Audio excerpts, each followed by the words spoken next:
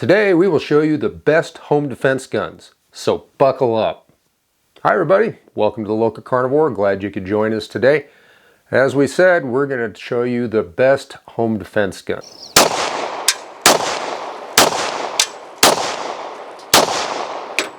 And we're going to give you the number one, the best gun at the end of the video, so make sure you stay with us all the way through.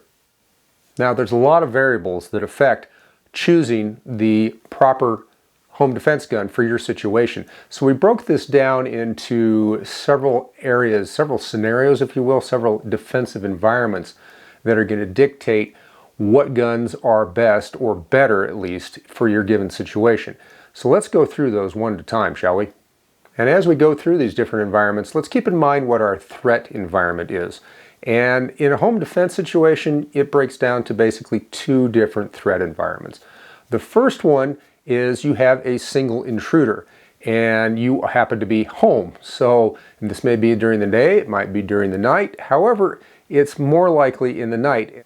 And as I've heard from various law enforcement people that know these type of situations, that breaks down to basically if they're coming in the day, they're probably coming after your stuff. But if they're coming at night, they're coming after you and your family. Just talk a couple of basic tactics here before we get into the hardware choices. You don't want to be going flat-hatting around your house or wherever you're at, your dwelling, looking for what went bump in the night. You're going to have a plan ahead of time, what you're going to do, what everybody else in the house is going to do in this situation. And then the best course of action, according to most of the experts that I've either read or talked to, they suggest that you basically bunker in. You are fortifying your current position and you're waiting for the trouble to come to you. You're not going to go walking around clearing rooms and all this groovy, Navy SEAL type, Delta Force type stuff. Leave that to the experts. And first of all, the experts will say, there's no way I'm going out there looking for it because I don't know what's there. And I'm in my jammies or less. And I've got maybe one gun. If I'm lucky, I've got a flashlight or something. And I've got no backup. This is stupid. So again, you wait for the problem to come to you. Now the issue could be if you've got other loved ones or something, or other people in the dwelling that you want to get into that fortified position. You're going to have, again, a plan, and everybody's going to have to be on board that plan, and you're going to have to be able to execute very quickly, and probably when you're not at your best, because you will probably have been woken up. So you need to have that. With that in mind, let's go ahead and talk about the guns that would be best given each defensive scenario, given the threat environment we just discussed. All right, first environment. Apartment and or let's say a small dwelling like a mobile home or something like that. And the apartment's got kind of some different considerations compared to the mobile home because usually you've got a little separation. But mobile home parks, the distance between the units is so small, is so short that we could pretty much consider them almost adjoining or connected to the dwelling itself. So let's kind of consider these all in the same thing. So now for the apartment or the mobile home situation, you have a really big concern. Yeah, you want to stop your threat, whatever the problem is. It's either has come through your door or window or whatever, or is in the process of trying to do so. But we've got a big problem here, and that is the fact that apartments are all the units are next to each other. They're adjoining walls and stuff, and or maybe there's another apartment complex that's just very close to, maybe 30 feet away. You happen to be on an exterior wall unit, but the next exterior wall across from you is maybe 20, 30 feet or something like that, if you're lucky. And it's the same as in a mobile home development. You've got the other mobile homes are very close to you typically. So we have a really big concern about having our bullets or shot or whatever we're firing at the threat. If it doesn't go and stop in the threat, assuming we hit the threat, the rounds that might miss and or that would perforate through an assailant could continue through other walls and go into other units. And quite frankly, you have no right to involve other uninterested people in your particular situation, in your particular emergency. So you've got to try to make sure that you don't have any overpenetration if you can help it, because that carries a tremendous amount of liability. You could face significant criminal penalties and civil penalties for any projectile that you shot that went into somebody else's unit. Now that overpenetration risk really constrains us quite a bit on what to select for a defensive firearm, for a home defense gun. additionally, you have to consider not just simply the gun, but the ammunition you're going to fire, because the ammunition can moderate or exacerbate that overpenetration problem a great deal. So we have to kind of balance them both. So the first thing, I'm just going to go from the least desirable to the most desirable on this. The least desirable would be a centerfire rifle, particularly like a defensive carbine, like an AR or an AK, something like that, M1 carbine, excuse me, any of those type of weapons. And the reason is that these have a lot of energy. The projectiles have a lot of energy. I mean, we're talking thousands of pounds of energy and a lot of velocity, and they will go usually quite straight through an assailant. Even if you're using expanding ammunition, they're going to go probably right through the assailant, and then they can easily go, even if they lose a little energy through that mode, they can easily go through drywall, multiple panels of drywall, glass, doors, you name it. Anything you find in a house is very transparent to these projectiles. They'll go straight through, and they have a lot of energy on the other side as well. Now, there's a ton of videos. I didn't do any, setups, showing you how it goes through drywall, blah blah blah, what bullets do when they hit glass, etc. There's a ton of videos out on the internet. Go look into it for yourself if you don't believe me. But bottom line is, rifle bullets, they're made to penetrate. They have that high energy for a reason, and they do their job extremely well, and maybe too well. So you have to be very careful.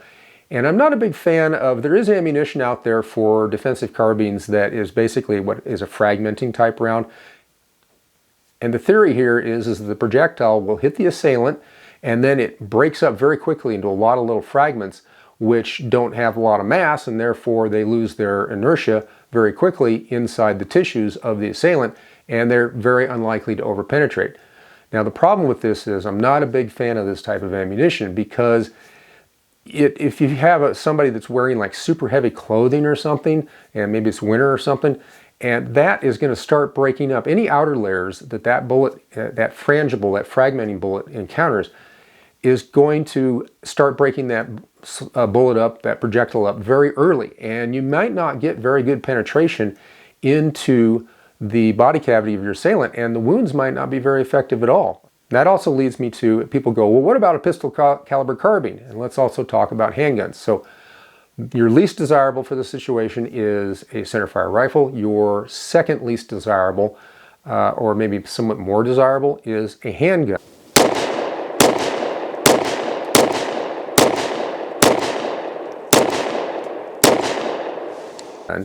And then people go, well, what about a pistol caliber carbine? Well, the pistol caliber carbine is just going to bring that pistol round up more to the level of a rifle round as far as higher velocity and things. So it just adds to your problems. That is increasing your headache for the overpenetration issue. Now, handguns, yeah, a little less penetration possibility than a rifle, but it's still going to penetrate it. Any handgun round, including hollow points, can easily go through multiple drywall panels. Now, if they hit a furring strip, or a stud or something, that's going to slow them down pretty good, but, what's your chance of, they're on 16-inch centers, so what's your chance of hitting the stud as opposed to hitting the rest of the drywall? It's very minimal. That would fall under what I classify as BDL, blind dumb luck. So, moving on, in the handgun world, I wouldn't select anything above 9mm, frankly. And frankly, I would rather see you if selecting a .45 ACP, or if you want a revolver, .38 Special, or even a .380. And then I would run hollow point ammunition. .45s with hollow points mean a subsonic round to begin with, for the most part, unless you're using the super lightweight bullets. They, in our testing at least, they don't penetrate excessively. They're much kinder on penetration, even when they hit an intermediate barrier. And yet they're still quite effective, and they've always had a reputation as being quite effective. .38 Special, again, with a hollow point. Again, it's not an over-penetrative round typically, but it's still going to go through, at least one panel of drywall, maybe two, certainly through glass, certainly through a hollow core door, things like that. And .380, kind of the same situation, but maybe a little less so than .38 Special. So you're going to have to, and I'm talking fired out of a reasonable barrel length, 3 to 4 inches, something like that.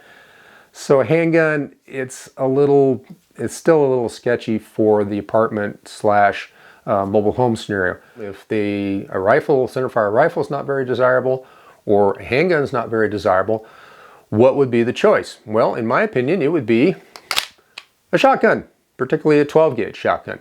You can go 20 gauge, but 12 is more common, and you're going to get a much wider choice of defensive shotgun ammunition. Now with the shotgun, you have to select the correct ammunition for this application. I would not recommend, and the shotgun, again, the reason it's such a good weapon, it's very easy to use. You can train somebody in 5 minutes on how to shoot a shotgun, and they will be combat effective with it instantly, basically. It's just a point and shoot affair. Yeah, you do have to aim it. You can't just, hip shoot it and, pretend like you're in the wild, wild west or something. And even back then, they didn't shoot them that way. They put them to the shoulder and they sighted them. So you do have to aim the gun. So the shotgun really helps even things out. And also consider the fact that if you have multiple people in the house that are capable defenders and are physically able, mentally able, and legally able to help you out with this job, they can be armed with a shotgun as well. And so one or more people armed with shotguns becomes a very effective defensive force. They don't have to have tons and tons of groovy, tactical hardware to make this happen. Now they do have to be trained. You all have to be trained, and you have to have a plan, and everybody has to be able to execute so that there's not projectiles flying all over the place that could hurt, people on your side, basically. But shotguns, what we want to do is, and they're very versatile in ammo. Now you'll see I do have a bandolier here of extra ammo on the stock. You can certainly go that route. I like a little extra ammo right on the gun. That way I don't have to worry about where's my spare ammo. And everybody understands what that sound means. And generally speaking, most people will leave once they understand that they're facing a shotgun, because people, if they're hit with the shotgun with a reasonable shot, they generally don't get back up, and they certainly don't want to play with you anymore. And they understand that. Most criminals have the idea of what they're up against. And they hear that, most of them are probably going to just do a 180 and go right back out the way they came, or whatever route they can do. Now, if they stay, you've got a big problem on your hands, and you better be ready to deal with that, and in a serious fashion too, because it is going to get ugly really quick. So the big thing though about the shotgun in the apartment/mobile home environment is ammunition selection. We don't want double-aught buck, and you don't certainly want slugs, because those will, now while they're quite effective in a combat situation, in a defensive situation, they really will penetrate. Figure double-aught buck is equivalent to a .32 caliber round, and so it's like you're firing hot .32 ACP, and you just unleashed 8 or 9 or 10 or 11, depending on the size of the shell of these things, out into the air. And if they don't all contact and stay in the assailant, they could go anywhere, and they will easily go through drywall, they'll easily go through glass, they'll easily go through doors.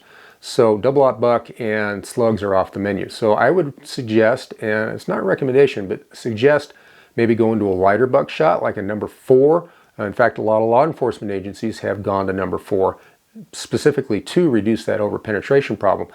You might even consider going down to heavy bird shot, like a number 2 or BB shot, something like that. At really close range, say, inside of a room or whatever, it's still going to make a devastating wound. Now, I will add this, though, even though I think the shotgun is a really good choice in this situation for apartment or mobile home defense, I would still have either a defensive carbine or a pistol, handgun, on hand, available as a backup in case things get really, really weird. And remember, yeah, you need to be very careful about over-penetration stuff, but at the same time, you need to survive this fight, and you need to protect your life and the life of your loved ones. You may need that fire superiority, and depending on the situation and where the people, your assailants are, they might be in an area where the direction of fire would not endanger other people, innocent people. So you could have the ability to use that weapon. So I would have that just in case things warrant that type of a weapon. But in the main, I would go with the shotgun. All right, let's move on to our second defensive scenario, and that would be a single family home. So in other words, the dwelling is separated from other dwellings by, maybe a few yards to, hundreds of feet. Just depends on where you're living. But this is in an urban or suburban environment. So we're talking there are other homes around and a reasonable distance away from you to where you still have to be concerned about over-penetration. However, the over-penetration risk, having enough energy once that bullet leaves your house to harm somebody, becomes a little less due to the distance involved. Remember, that projectile has already had its energy absorbed by the intermediate barrier, whether it's a couple sheets of drywall, maybe some exterior siding, There's also insulation. All these things will tend to slow the bullet down a bit, so that reduces their energy. So your over-penetration risk is reduced a fair amount from the apartment scenario, but it's not eliminated. It's still there. So we do have to still be cautious and cognizant of that possibility. So we have to choose our equipment wisely. Basically, I'm still going to go with the same level of least to best choices as I did with the apartment and mobile home scenario. And that is the centerfire rifle is my least desirable weapon. A pistol, handgun is going to be the mid-level, and then the most desirable will still be that 12 gauge. And I would still use the ammunition that I suggested for the apartment scenario. Now, handguns, however, you do get to branch out a little bit.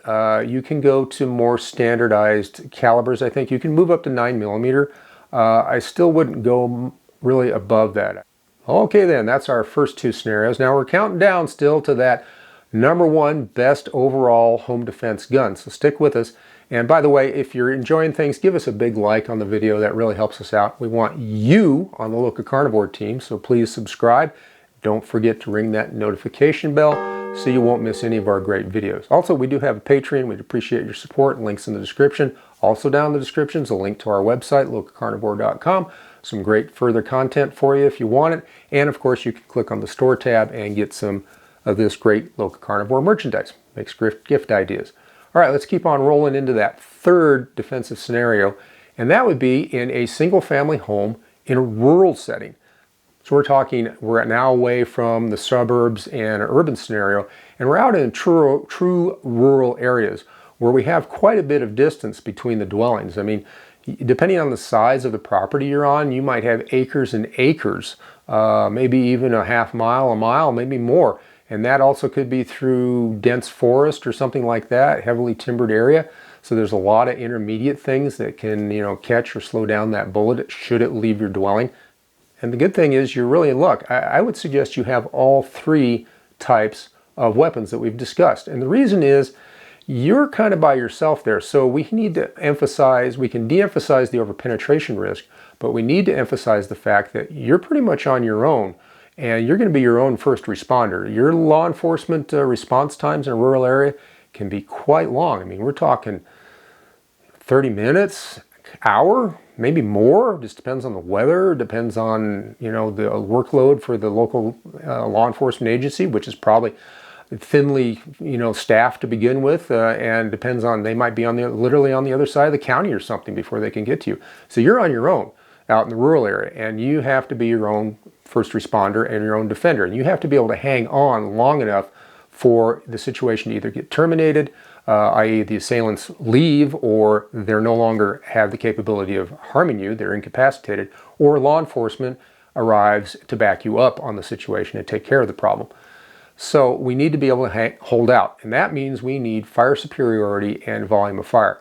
That's why we need the defensive carbine, especially because we're not worried about over-penetration, and depending on the situation, we might have a credible threat that's actually out a little ways away from us. So we might have to engage at 50, 100, 150 yards, something like that. It just depends on the situation. Make sure you've got a credible threat, though. Don't just start popping off rounds just to get somebody to leave or something like that. Know your laws in your area and your state, and make sure you stay within them, because you don't want to go to jail just to defend your life. See what I'm saying?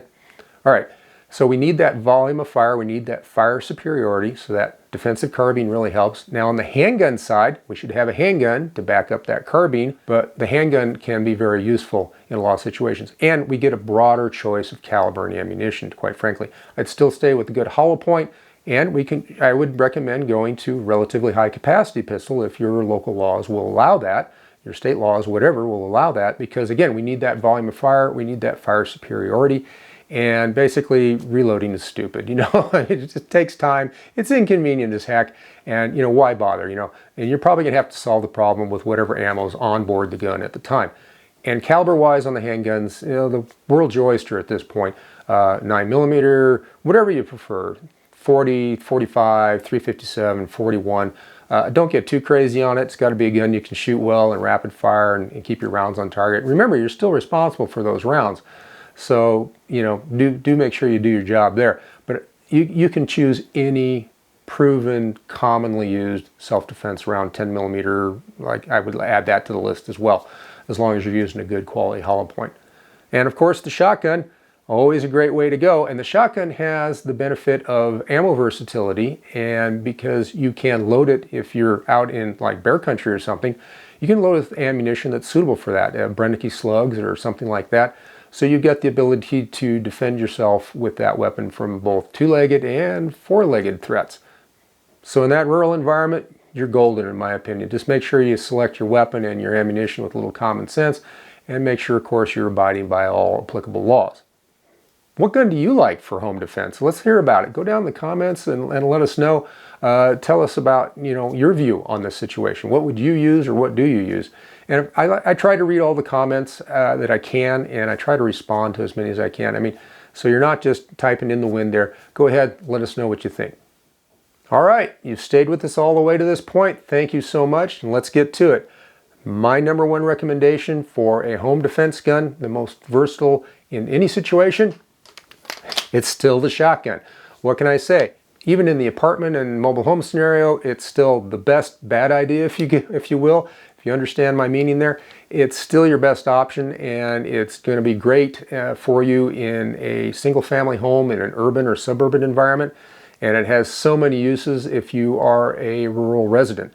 So the shotgun, with properly loaded ammunition for the situation and for the threat that meets both the threat environment and the overpenetration issues, can't say enough. So that's what I would recommend. Good old shotgun. And everybody understands that sound. It's a universal language.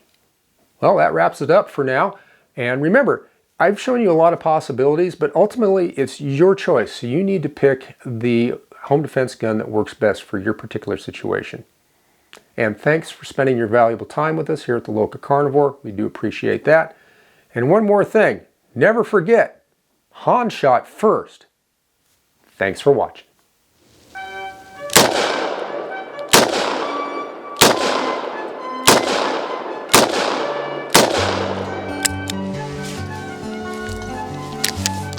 Nice gun.